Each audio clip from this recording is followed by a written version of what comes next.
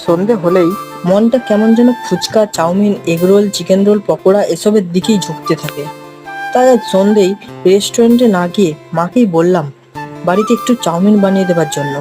যাই হোক, বাড়ির মায়ের হাতে তৈরি খাবার কার না ভালো লাগে।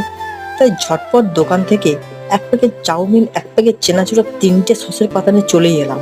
তারপর মা সবজিগুলো কেটে চাউমিনটা হালকা করে সিদ্ধ করে নিল।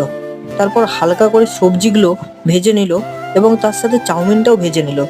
তারপর চাউমিনটার ওপর মা হালকা করে মশলা, চেনাচুর, সস সব কিছু উপর থেকে ছড়িয়ে দিল ও সাথে সাথেই চাউমিনটা রেডিও হয়ে গেল।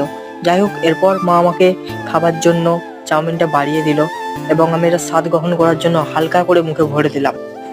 যাই হোক, যার স্বাদ ছিল দুর্দান্ত। আমি এখন চাউমিন খাই। তোমরা এরকম মিনি ব্লগ দেখার জন্য চ্যানেলটা তাড়াতাড়ি সাবস্ক্রাইব করে নাও।